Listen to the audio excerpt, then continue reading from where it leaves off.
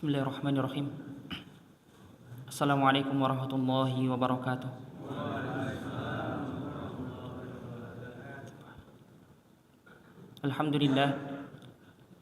Alhamdulillahilladzi hadana li hadza wa ma kunna linahtadiya laula an hadana Allah. Laqad ja'at rusul rabbina bil haqq wa nudu an tilkumul jannatu urithumuha bima kuntum ta'malun. Asyhadu an la ilaha illallah syahadatan nahya biha wa namutu 'alaiha wa nalqallahu ta'ala biha. Wa asyhadu anna Muhammadan 'abduhu wa rasuluhu wa safiyuhu wa khaliluhu ballagha risalata wa addal amanah wa nasaha li hadhihi al-ummah alladhi la nabiyya wa la rasula ba'dah. Allahumma 'allimna ma yanfa'una wa anfa'na bima 'allamtana warzuqna 'ilma wa zidna 'ilma. Rabbi israh li sadri wa yassir li amri wahlul 'uqdatam min lisani yafqahu qawli. Amma ba'du. Ma'asyiral muslimin rahimakumullah. Bapak-bapak, ibu-ibu semua yang semoga Allah Subhanahu wa taala rahmati dan juga Allah Subhanahu wa taala berkahi. Alhamdulillah, puji syukur kita panjatkan kepada Allah Subhanahu wa taala, Allah yang telah melimpahkan nikmat dan juga rahmat, sehingga pada subuh kesempatan hari ini Allah Subhanahu wa taala berikan kita kesehatan dan Allah tambatkan hati kita untuk melakukan banyaknya rentetan aktivitas yang baik-baik. Dari sebelum subuh Allah bangunkan kita untuk melakukan suatu ibadah. Allah mampukan kita untuk melangkahkan kaki ke masjid dan itu termasuk ibadah. Di dalam masjid kita melakukan suatu kewajiban, yaitu sholat. Setelah sholat kemudian kita berzikir adalah suatu ibadah. Setelah berzikir kemudian Allah tambatkan dan tautkan hati kita untuk duduk di majelis ilmu. Karenanya semoga Allah Subhanahu wa taala memberikan kita banyak sekali keberkahan di dalam kehidupan kita. Ma'asyiral muslimin, Bapak Ibu semua yang semoga Allah Subhanahu wa taala rahmati dan juga berkahi. Tentunya kita sadar bahwa semakin bertambahnya usia, maka semakin perangkat fisik ini bertambah tua. Tambahnya usia, perangkat fisik ini bertambah tua. Kemudian permasalahan yang kita hadapi ini semakin kompleks. Dan kesempatan kita untuk melakukan amal ini menjadi semakin sempit. Karenanya himbauan dan tuntutan kita ketika dihadapkan dengan perkara yang demikian adalah bagaimana agar ibadah yang kita lakukan menjadi ibadah yang berkualitas. Dan ibadah yang berkualitas standarnya telah ditetapkan oleh Allah Subhanahu wa taala. Agar ibadah yang kita lakukan menjadi ibadah yang berkualitas, maka bagaimana ibadah itu harus sesuai dengan yang Nabi Muhammad SAW contohkan. Bagaimana agar ibadah yang kita lakukan ini sesuai dengan sunnah Nabi kita SAW.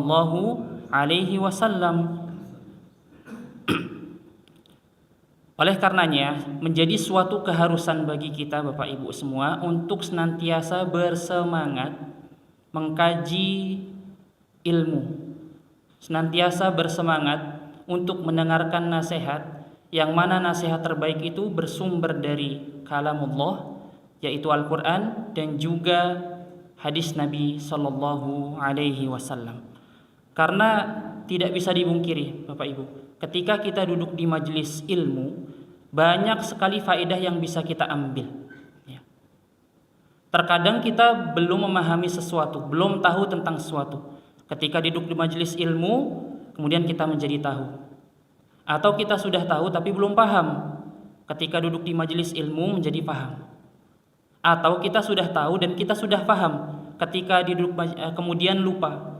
Ketika duduk di majelis ilmu menjadikan diri kita ingat kembali. Tanpa terkecuali pernah terjadi di zaman Nabi SAW, terjadi di zaman sahabat Nabi SAW, yaitu Abdullah bin Umar. Abdullah bin Umar ini adalah anak dari Umar bin Khattab. Ya. Abdullah bin Umar tidak tahu tentang satu sunnah yang mulia, yaitu mengusap khuf, mengusap alas kaki, mengusap sepatu.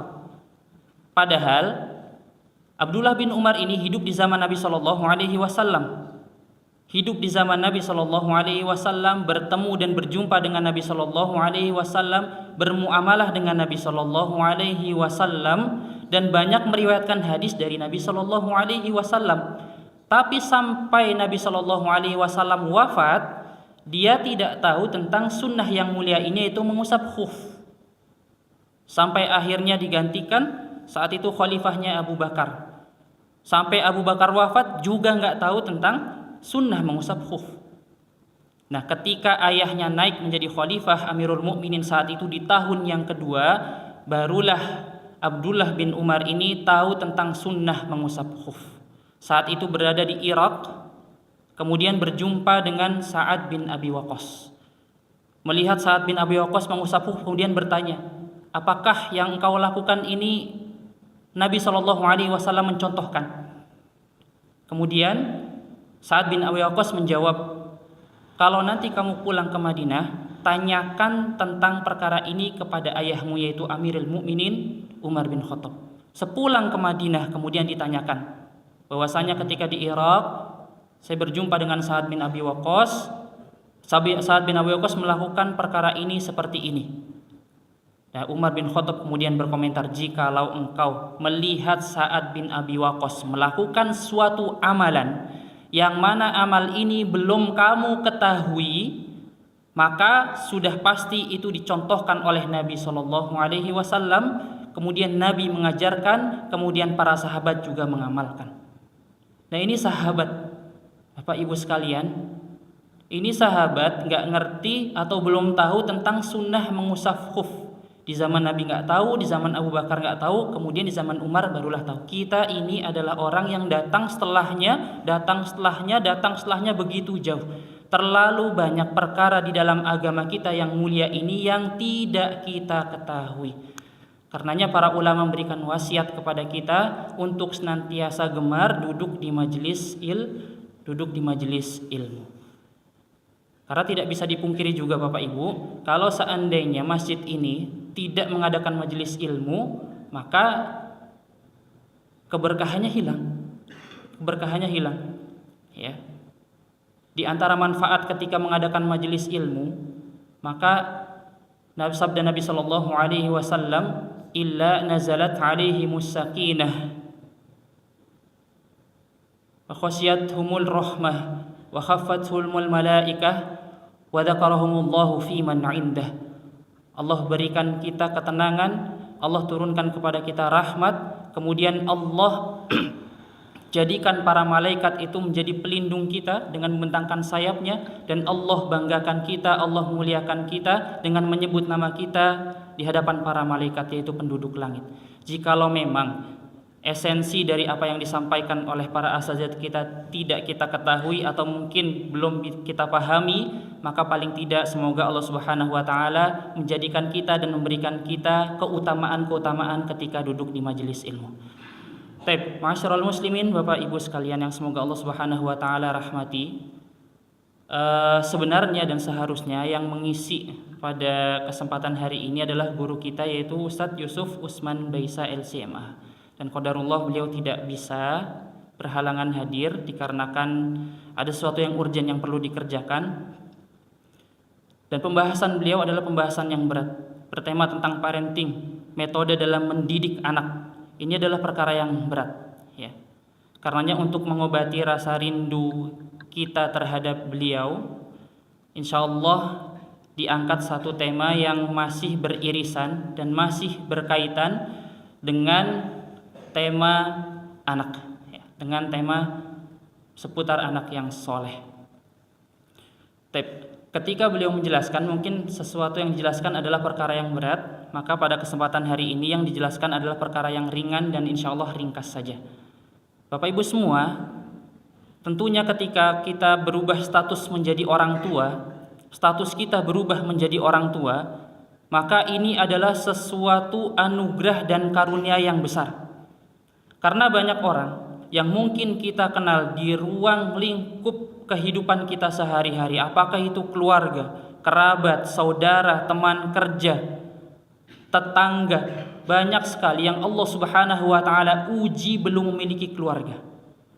Di usia 40 tahun sampai 50 tahun belum berkeluarga, belum menikah, belum dikasih dan diberi kesempatan untuk dijadikan baginya pasangan atau jodoh. Dan ini termasuk salah satu ujian. Karenanya ketika kita sudah Allah Subhanahu wa taala hadirkan di dalam kehidupan kita pasangan, jodoh, maka ini adalah karunia yang besar. Sebagian orang ketika belum diberikan jodoh, ini adalah ujian, dan bagi kita yang sudah diberikan pasangan dan jodoh, ini termasuk perkara yang besar, karunia yang Allah Subhanahu wa taala berikan kepada kita. Dan jodoh yang Allah sudah berikan kepada kita, pasangan yang sudah Allah berikan kepada kita, itu sudah Allah Subhanahu wa taala catat namanya, sudah Allah tetapkan dan goreskan di Lauhul Mahfuz. Sejak kapan? Sejak 50.000 tahun sebelum Allah Subhanahu wa taala menciptakan langit dan bumi. Berdasarkan sebuah hadis yang disampaikan oleh Nabi kita sallallahu alaihi wasallam. Hadisnya riwayat Muslim, ketika Nabi sallallahu alaihi wasallam mengatakan, kataballahu maqadirul khalaiqi qabla an yakhluqas samawati wal ard bi 50,000 sanah. Sesungguhnya Allah Subhanahu wa taala itu telah menetapkan takdir para makhluk 50.000 tahun sebelum Allah Subhanahu wa taala menciptakan langit dan bumi, termasuk jodoh. Karenanya jodoh kita ini yang telah diberikan oleh Allah Subhanahu wa taala adalah suatu karunia yang besar. Setelah Allah berikan pasangan dan jodoh sebagai karunia yang besar, kemudian Allah hadirkan di tengah-tengah kehidupan kita yaitu anak, dan ini menjadi karunia yang besar. Sebagaimana Allah Subhanahu wa taala firmankan, al-malu wal banuna zinatul hayatid dunya.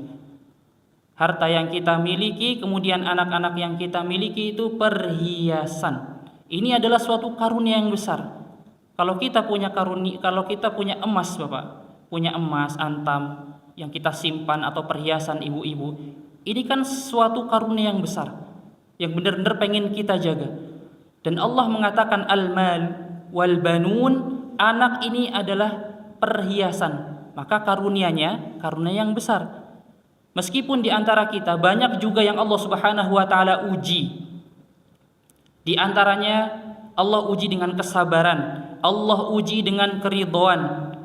Bertahun-tahun, berpuluh-puluh tahun ketika sudah berkeluarga, dihadirkan pasangannya, dihadirkan jodohnya, namun belum dihadirkan putra dan putrinya, belum dihadirkan keturunannya.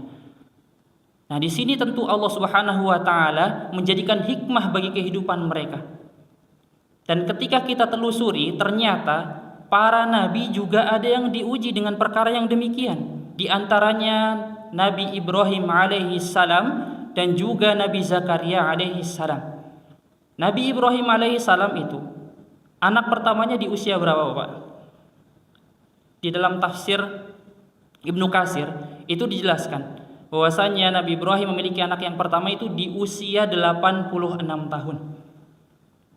Ya, kelahiran Ismail itu di usia 86 tahun. Kemudian kelahiran Ishak di usia 99 tahun. 86 sama 99. Kalau kita di posisi Nabi Ibrahim alaihissalam, mungkin tentu kita sudah menyerah. Namun Nabi Ibrahim alaihissalam terus berdoa dengan doa yang diabadikan di dalam Al-Quran, Rabbi habli minas solihin, gak nyerah, terus berprasangka baik kepada Allah Subhanahu wa taala. Allah uji 86 anak yang pertama, 99 anak yang kedua, sampai istri Nabi Ibrahim itu berkomentar dalam Al-Quran, qalat ya wailata a'alidu wa ana ajuzu wa hadha ba'li shaykha inna hadha la syai'un ajib. Istrinya ini bilang, ini adalah perkara yang mengherankan. Aku ini apakah akan melahirkan sementara diriku ini adalah orang yang tua, mandul, dan suamiku orang yang sangat tua. Istrinya tua, suaminya sangat tua. Karenanya di akhir dikatakan inna hadza la syai'un ajib, ini adalah perkara yang mengherankan. Ini adalah perkara yang menakjubkan, ajib katanya. Nah, tentu kita paham bahwasanya para nabi ini adalah orang yang qanaah. Para nabi ini orang yang menerima. Makanya ketika mereka diuji dengan kemiskinan, mereka terima dan tidak protes. Ketika diuji dengan kesulitan-kesulitan hidup yang mereka hadapi, mereka terima dan mereka tidak protes. Dan ketika diuji dengan medan dakwah yang begitu beratnya, mereka terima dan tidak protes. Namun ketika Allah Subhanahu wa taala uji dengan lamanya mendapatkan keturunan, mereka senantiasa meminta kepada Allah Subhanahu wa taala. Mereka berdoa, memanjatkan doa kepada Allah agar segera diberi keturunan oleh Allah Subhanahu wa taala. Begitu pula Nabi Zakaria alaihissalam. Nabi Zakaria itu mendapatkan anak yang pertama, Yahya, itu di umur 100 tahun lebih. Artinya lebih tua daripada Nabi Ibrahim alaihissalam. Dan Nabi Zakaria alaihissalam ini tidak pernah sekalipun kecewa terhadap Allah Subhanahu wa taala ketika memanjatkan doa, sekalipun saat itu belum dikabulkan. Meskipun belum dikabulkan, terus berdoa. Sebagaimana doa yang diabadikan dalam Al-Qur'an, Rabbi habli min ladunka dzurriyyatan thayyibah innaka sami'ud du'a. Wahai Rabbku, anugerahkanlah kepadaku keturunan yang baik, karena sesungguhnya Engkau ini Maha pendengar dari segala permintaan, mendengar segala doa. Dan di antara doa yang lain yang ditafsirkan oleh para ulama, ada doa yang menarik dan begitu indah yang dipanjatkan oleh Nabi Zakaria alaihissalam yang termotivasi dari Maryam. Jadi kalau kita melihat silsilahnya di dalam kitab tafsir, terutama tafsir Ibnu Katsir, Pak Ibu, itu kita akan temukan Maryam sama Nabi Zakaria ini hidup semasa. Selain itu mereka masih punya silsilah kerabat. Nabi Zakaria punya istri, kemudian istrinya ini punya saudari. Nah, saudarinya ini punya anak namanya Maryam. Berarti kedudukannya keponakannya. Kedudukannya keponakan Nabi Zakaria dari jalur istri. Nah, setelah orang tua dari Maryam ini wafat, kemudian diasuhlah oleh Nabi Zakaria dan istrinya, ya, kemudian dilindungi. Nah, Maryam ketika di mihrab senantiasa beribadah kepada Allah Subhanahu wa taala, berkholwat kepada Allah Subhanahu wa taala, dan Allah banyak berikan rahmat kepada Maryam. Allah berikan banyak karomah kepada Maryam. Salah satu karomah yang didapatkan oleh Maryam dari Allah Subhanahu wa taala adalah Maryam Allah berikan buah-buahan dari surga. Allah berikan buah-buahan dari surga.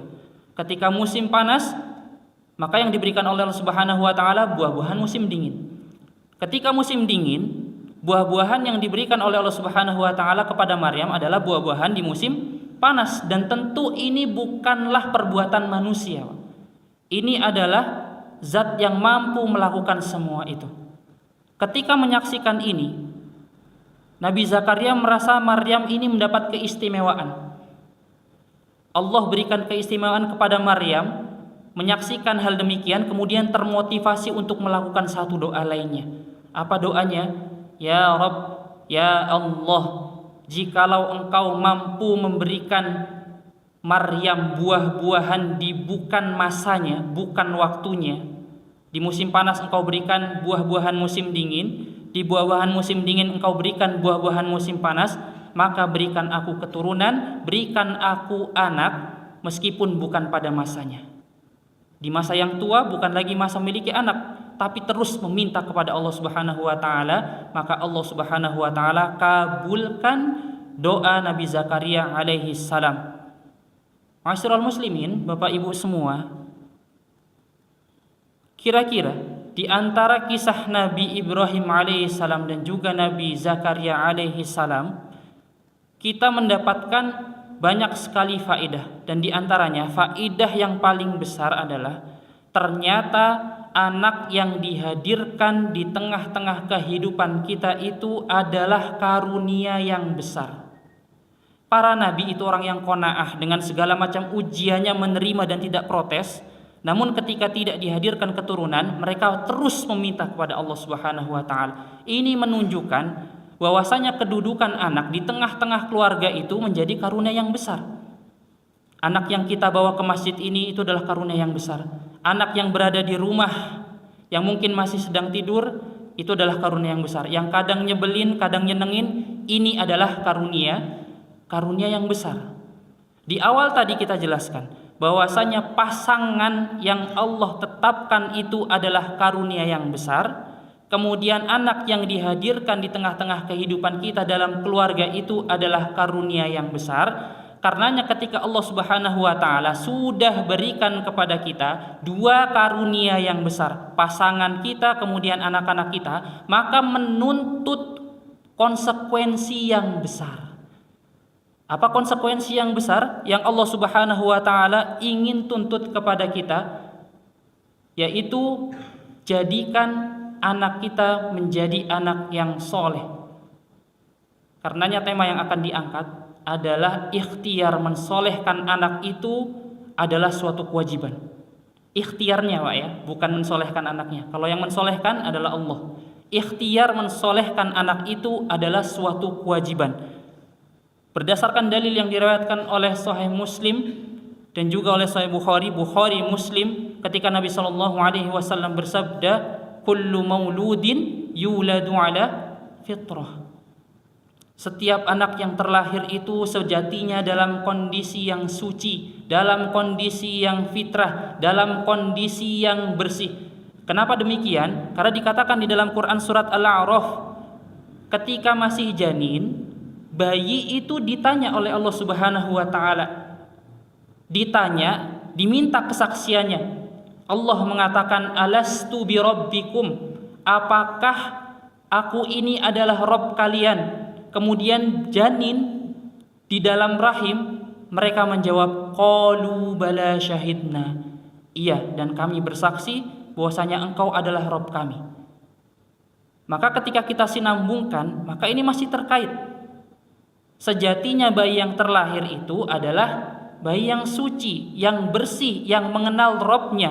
Karenanya di potongan hadis berikutnya Nabi Shallallahu Alaihi Wasallam menjelaskan, fa abawahu yuhawidanihi au yunassiranihi au yumajjisanihi. Maka ayahnya lah ya yang punya peran untuk menjadikan anak tadi itu yang masih janin kemudian terlahir menjadi bayi. Ayahnya yang punya peran untuk menjadikan apakah bayi ini menjadi orang Yahudi, menjadi orang Nasrani, atau menjadi orang Majusi. Karena sejatinya di awal beriman dalam kondisi yang fitrah. Karenanya kita sebagai seorang muslim, apakah anak-anak kita benar-benar dijadikan menjadi orang yang beriman kepada Allah Subhanahu wa taala, mengenal Rabb kita, mengenal agama kita yang mulia ini, atau memang dibiarkan begitu saja? Inilah konsekuensi yang besar. Meskipun anak itu kedudukannya sebagai zina, perhiasan, tapi tidak hanya sebagai perhiasan saja. Tidak hanya sebagai tongkat estafet yang akan meneruskan usia kita pada generasi berikutnya. Karena sejatinya Allah ketika menghadirkan anak dan keturunan di tengah-tengah kehidupan kita, Allah itu ingin menjadikan hikmah. Ya. Allah ingin menjadikan hikmah. Sebagaimana yang dikatakan oleh Ibnu Qayyim dalam Syifaul Alil fi Masailil Qada wal Qadar, tidak ada sehelai pun daun yang jatuh dari rantingnya sampai dia jatuh ke bumi, benar-benar menempel ke bumi, melainkan Allah Subhanahu wa taala itu jadikan hikmah pada kejadian tersebut. Maka ketika Allah berikan kita keturunan, Allah hadirkan di tengah-tengah kehidupan kita keluarga itu anak, maka Allah ingin memberikan hikmah. Apa hikmahnya? Yaitu Allah ingin kita mendidik mereka itu menjadi orang yang beriman dan menjadi orang yang soleh. Yang ketika mereka sudah soleh, maka kita terpicu untuk menjadi visi dan misi jangka panjang, yaitu visi misi yang sampai kepada akhirat. Ketika anak sudah soleh, maka anak yang soleh ini akan menjadi penolong pada setengah perjalanan kita di akhirat. Kok bisa anak menjadi penolong pada setengah perjalanan kita di akhirat? Kok bisa anak ini menjadi visi dan misi jangka panjang sampai kepada goalsnya, yaitu surganya Allah Subhanahu wa taala? Berdasarkan sebuah hadis, Pak, yang diriwayatkan oleh Ahmad, ya. Hadisnya cukup panjang, diriwayatkan oleh Ahmad, kemudian diriwayatkan juga dalam riwayat Baihaqi, ketika Nabi Shallallahu alaihi wasallam bercerita tentang perjalanan seorang hamba yang soleh, yang beriman, kemudian dia adalah orang yang soleh. Nah, hamba yang soleh ini punya tanda atau punya indikasi.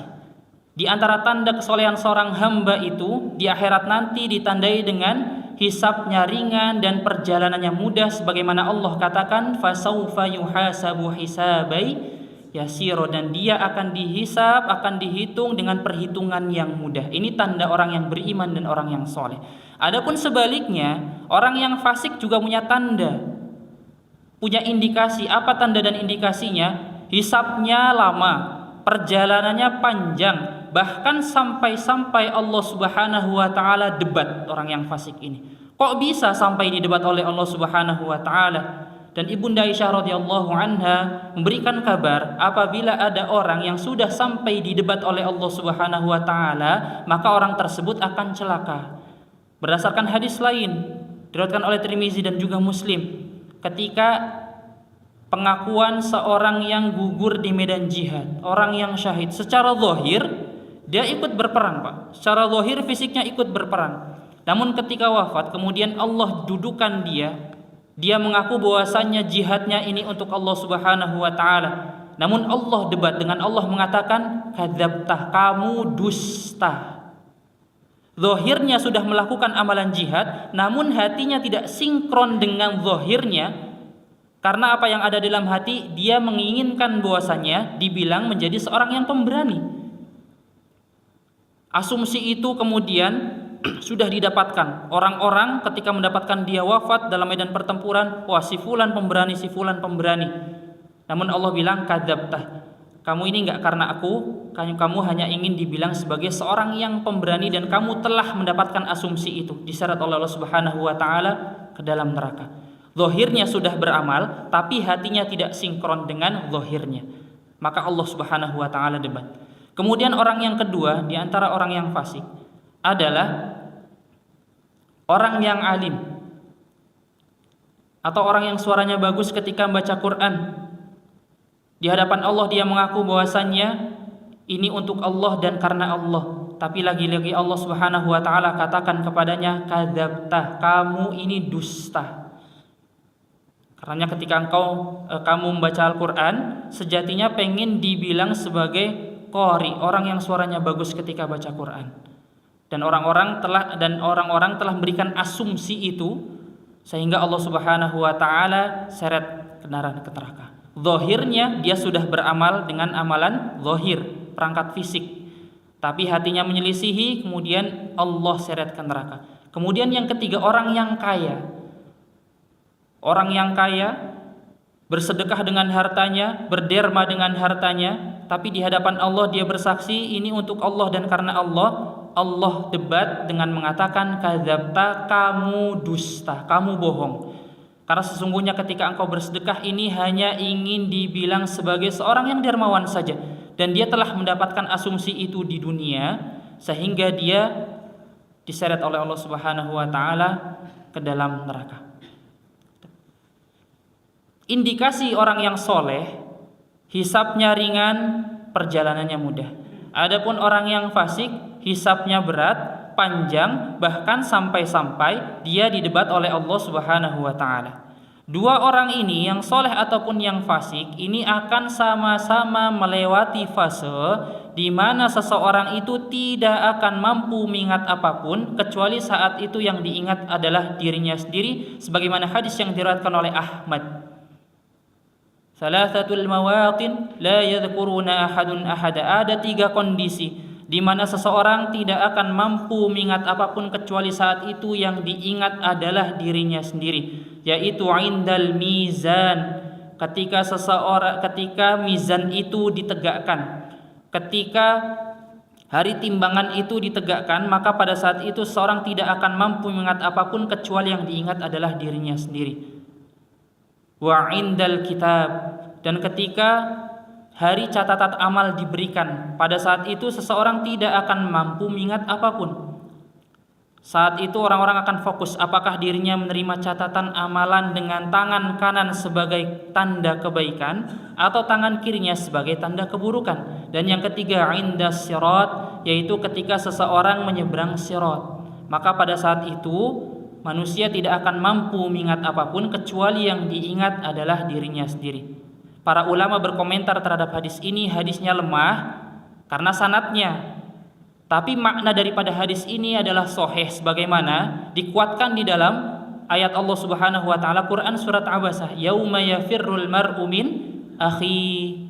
Pada hari itu saudara itu akan lari, orang-orang itu akan lari dari saudaranya. Wa ummihi wa abi, lari dari bapak dan ibunya. Wa sahibatihi wa bani, lari dari pasangannya, lari dari anak-anaknya. Likulli imri'im minhum yawma idzin sya'nu yughni, karena pada saat itu masing-masing orang itu punya urusan yang menyibukkan dirinya sendiri masing-masing. Jadi konsentrasinya hanya kepada dirinya sendiri. Hadis tadi sanadnya lemah, tapi maknanya sahih berdasarkan firman Allah Subhanahu wa taala Quran surat Abasa. Orang yang soleh dan orang yang fasik akan sama-sama melewati 3 fase ini. Mereka semuanya amnesia, nggak bisa nginget apapun. Dan orang yang soleh, sebagaimana tanda dan indikasinya, hisabnya mudah, perjalanannya ringan, sehingga dia sampai terlebih dahulu di hadapan pintu surga. Di mizan dia amnesia, kemudian di sirat dia amnesia. Ketika menerima catatan amalan dia amnesia, nggak bisa ingat apapun. Tibalah di hadapan pintu surga, kemudian dia teringat dengan sesuatu. Dan apa yang diingat di dalam hadis ini, yang diingat adalah kedua orang tuanya. Hadisnya diriwayatkan oleh Ahmad mim ba'di ashabin Nabi sallallahu alaihi wasallam, dari sebagian sahabat Nabi yang meriwayatkan hadis ini. Bukan cuma satu, bukan cuma 2 sahabat, bukan 3, mim ba'di ashabin Nabi. Sebagian sahabat Nabi yang meriwayatkan hadis ini untuk sampai kepada kita. Allah Subhanahu wa taala ketika anak yang soleh ini di hadapan pintu surga, kemudian Allah mengatakan kepadanya, udkhulul jannata. Wahai anak yang soleh, masuklah engkau ke dalam surga. Surga loh Pak. Ini adalah goals kita, visi dan misi jangka panjang untuk mendapatkan goals itu, yaitu surga. Anak yang soleh ini ketika hendak dimasukkan ke dalam surga, apa katanya? Ya Allah, lan nadkhulal jannata hatta ya'tiya abauna wa ummahatuna. Ya Allah, aku tidak akan masuk surga terlebih dahulu sebelum aku berjumpa dan aku bertemu dengan kedua orang tuaku, ayahku, kemudian ibuku. Surga ini adalah tempat di mana muara kenikmatan. Sebagaimana Allah Subhanahu wa taala ketika mensifati surga, Nabi mengatakan ma la ainun ra'at wala udunun sami'at wala khatara ala qalbi basharin. Surga itu adalah sebuah tempat yang penuh dengan kenikmatan, yang mana kenikmatannya ini tidak akan pernah terjangkau oleh pandangan mata manusia. Kalaulah kita pernah liburan, pernah healing Bapak Ibu, ke pantai ataupun ke pegunungan melihat perkara-perkara yang indah, maka apapun yang pernah kita lihat oleh pandangan mata kita, atau ketika melihat wallpaper, melihat apapun yang indah-indah, maka surga itu kenikmatannya jauh lebih nikmat daripada apa yang dipandang oleh mata kita. Dan surga itu ketika apa yang kita dengar, surga seperti ini, maka sejatinya ketika kita menyaksikan surga yang sesungguhnya itu jauh lebih nikmat daripada apa yang kita dengar. Wala khatara ala qalbi basharin, dan surga itu tidak akan pernah terjangkau oleh bayangan kita, oleh khayalan. Seindah apapun sesuatu yang kita khayalkan dan kita bayangkan pada saat ini, itu tidak akan pernah menjangkau kenikmatan dan keindahan surga. Allah sifati seperti itu. Ini tempat bermuaranya segala macam kenikmatan, dan itu adalah goals kita. Anak yang soleh ini enggak mau. Dan surga ini berbeda sama dunia. Adapun dunia ini visi misinya jangka pendek, selain jangka pendek juga dia tidak akan pernah habis. Visi misinya nggak sampai ke akhirat, tapi nggak pernah habis visi misinya. Kalaulah Bapak Ibu kita punya rumah satu aja dulu, punya rumah satu. Kemudian Allah mudahkan rezeki kita, adakah kemungkinan untuk punya rumah yang kedua? Ada. Ketika sudah mudah lagi, apakah ada kemungkinan untuk menambah rumah yang ketiga? Ada. Begitu pula dengan mobil. Udah punya satu, pengen yang kedua. Udah punya dua, pengen yang ketiga. Begitu pula dengan usaha yang kita miliki. Berjalan satu, berkembang, pengen buka cabang yang kedua. Sudah bercabang dua, pengen buka cabang yang ketiga. Dapur MBG punya satu, apakah cukup? Enggak. 7, masih buka yang ke-8, buka yang ke-9. Inilah dunia, tidak akan pernah selesai. Visi misinya jangka pendek tapi tidak akan pernah selesai. Pasangan kita, istri, 1, perbanyak anaknya, jadikan anak yang soleh. Perbanyak anaknya tapi jadikan mereka menjadi anak yang soleh. Dunia ini visi misi jangka pendek dan tidak akan pernah selesai. Adapun surga ini tempat muara segala kenikmatan, dan itulah goals kita nanti di akhirat. Untuk mendapatkan surga dan kenikmatan melihat wajah Allah Subhanahu wa taala. Anak yang soleh tadi, ketika dikatakan kepadanya udkhulul jannata, masuklah engkau ke dalam surga, maka anak yang soleh ini menolak dengan mengatakan lan nadkhulal jannata hatta ya'tiya abauna wa ummahatuna. Dia menolak untuk yang kedua kali. Dan Allah sibak sedikit tentang kenikmatan surga sebagaimana dalil-dalil yang ada di dalam Quran. Innal muttaqina mafaza, innalil muttaqina mafaza, hadaiqa wa a'naba. Di surga itu ada kebun-kebun yang isinya anggur, wa kawa'iba atsroba.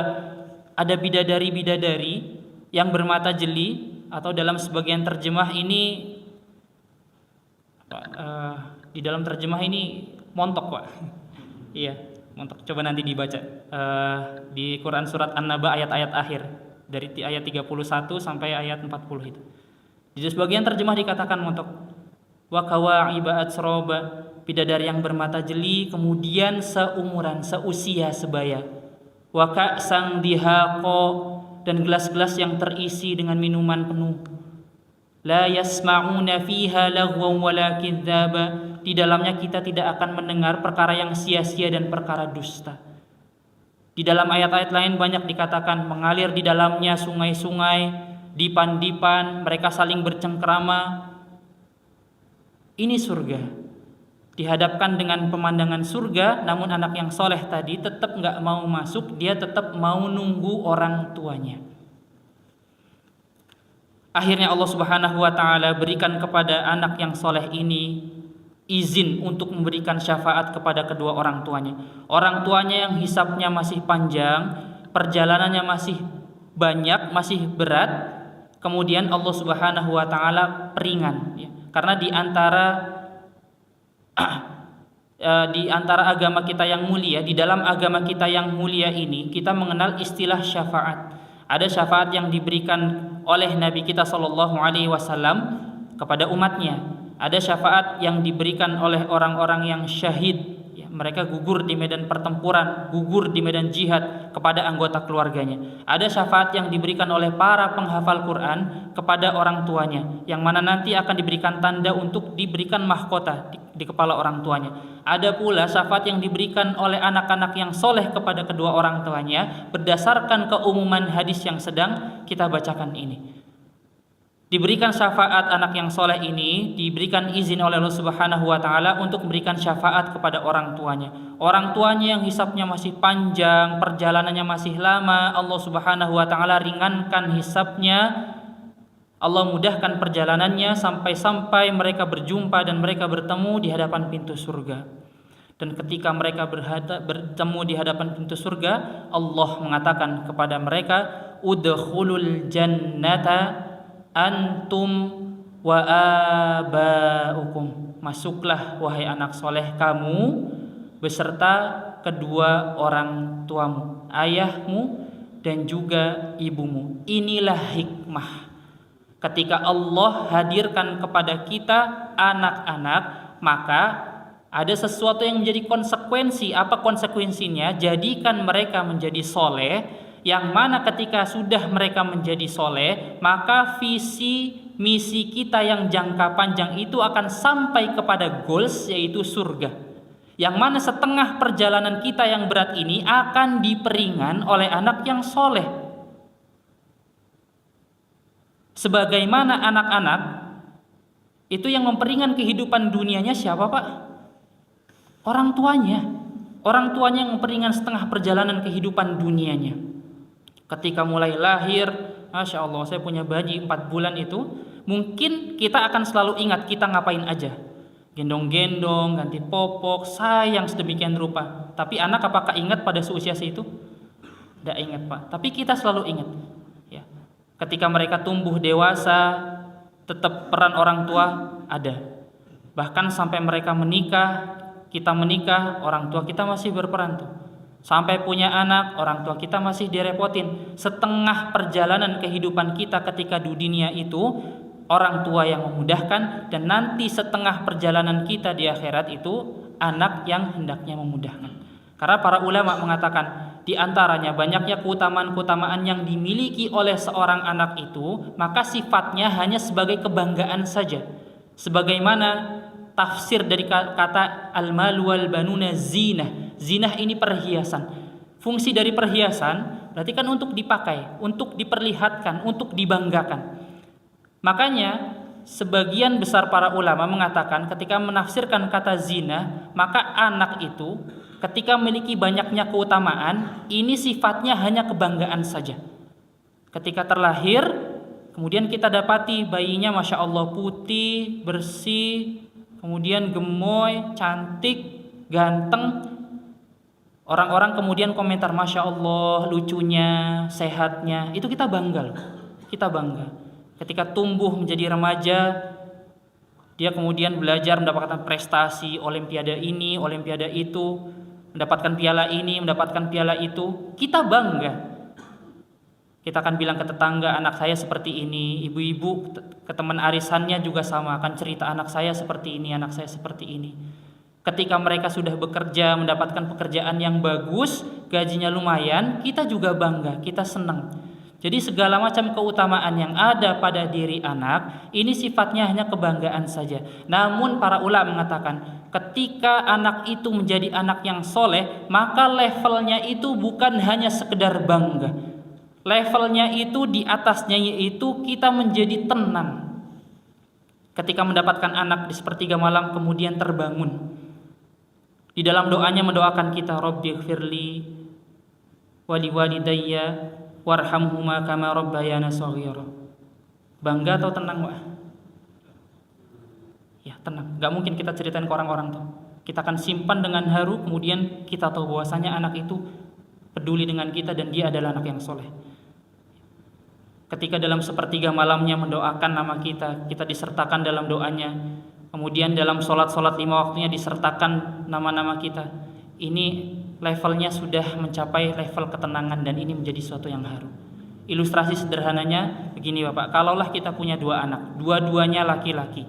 Kemudian dua-duanya mendapatkan beasiswa, yang satu ke Amerika, yang satu ke Madinah. Kira-kira kepada keduanya kita bangga? Bangga, kita ceritakan kemana-mana tuh. Masya Allah, kita akan cerita tuh. Yang satu di mana Pak anaknya? Di Amerika. Yang satu di mana? Di Madinah. Dua-duanya bangga. Tapi pertanyaan sederhana, kira-kira mana yang membuat kita lebih tenang di dalam hati? Yang ke Amerika atau yang ke Madinah? Yang ke Madinah. Itulah fitrah hati kita. Kita itu memiliki kecondongan, anak kita itu dekat kepada agamanya dan dekat kepada Robnya. Makanya inilah tugas kita sebagai seorang tua adalah bagaimana orientasi terhadap pendidikan mereka itu yang paling pertama. Bukan hanya, ini yang paling pertama adalah menjadikan mereka itu menjadi anak yang soleh. Anak yang soleh. Baru setelahnya ditopang dengan anak yang pintar, yang cerdas, yang berprestasi, yang punya skill untuk menopang masa hidupnya. Karena kesolehan seorang anak ini akan memperingan setengah perjalanan kita sebagai orang tua di akhirat kelak, sampai-sampai Allah Subhanahu wa taala mengatakan kepada kita, udkhulul jannata antum wa abaukum. Masuklah kamu beserta kedua orang tuamu ke dalam surga. Dan inilah doa-doa yang diminta oleh nabi kita, para nabi kita, di antaranya Nabi Ibrahim alaihissalam ketika berdoa, Rabbi habli minas solihin. Nabi Zakaria ketika berdoa, Rabbi habli min ladunka dzurriyyatan thayyibah innaka sami'ud du'a. Begitu pula karakteristik hamba-hamba yang ibadur rahman dalam Quran surat Al-Furqan, Rabbana hab lana min azwajina wa dzurriyyatina qurrata a'yun waj'alna lil muttaqina imama. Wahai Rabb kami, anugerahkanlah kepada kami pasangan kami dan keturunan kami yang qurrata a'yun. Apa itu qurrata a'yun? Menyejukkan mata dan menenangkan hati. Kemudian ditafsirkan oleh para ulama, di antaranya Imam At-Tabari, kemudian dikutip lagi oleh Ibnu Rajab ketika mengatakan kata qurrata a'yun.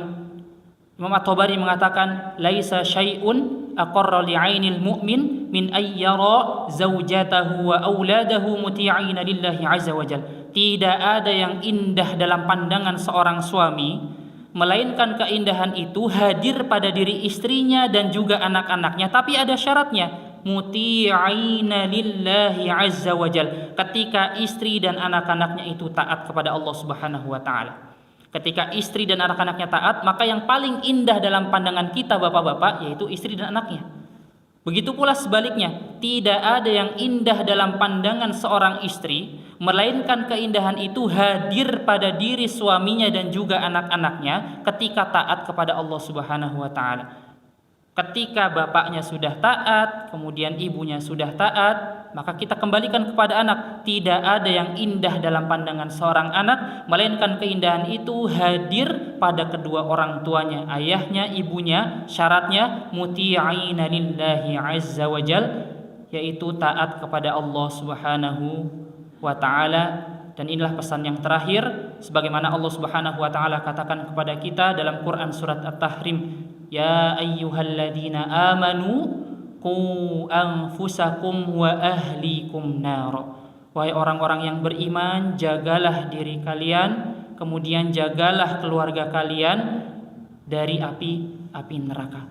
Ya, karena api neraka ini siksanya pedih, makanya rasa sayang, rasa cinta yang dibina ketika di dunia ini jangan hanya sekedar bersifat kesenangan saja. Namun rasa sayangnya itu ditunjukkan bagaimana supaya akhiratnya itu selamat. Karenanya para ulama ini membedakan antara mahabbah dengan mawaddah. Mahabbah ini rasa sayang yang ditunjukkan supaya menyenangkan pasangan, menyenangkan anak saja. Contohnya gini Pak, kalau kita ngajak anak dan istri makan di luar, mereka senang? Senang. Kita sayang, kita cinta sama dia, kita buat senang. Ini mahabbah. Ya, kita belikan dia oleh-oleh, kita belikan dia hadiah, istri kita belikan tas, anak kita belikan handphone. Ini menimbulkan rasa senang di dalam diri mereka. Ini namanya mahabbah. Adapun mawaddah ini rasa cinta, rasa sayang kita, ini ditunjukkan untuk menyelamatkan akhiratnya.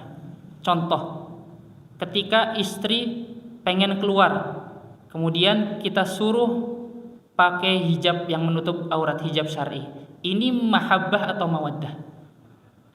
Mawaddah, karena rasa sayang kita ini bertujuan untuk menyelamatkan akhiratnya. Ada anak ya lagi lari-larian, kemudian kita panggil, kita suruh ngaji, anak kita suruh ngaji. Ini mahabbah, mawaddah?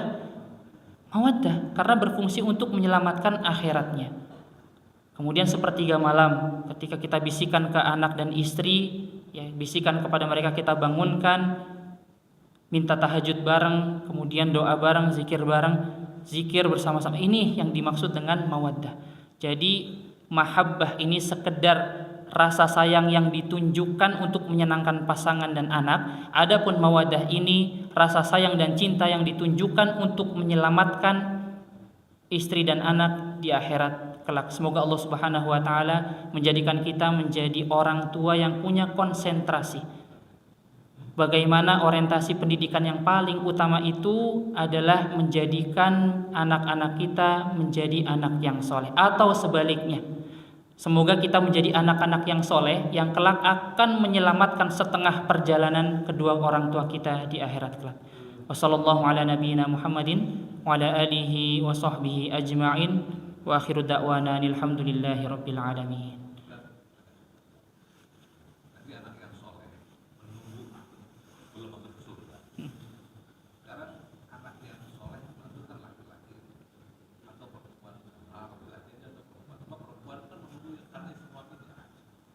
Iya.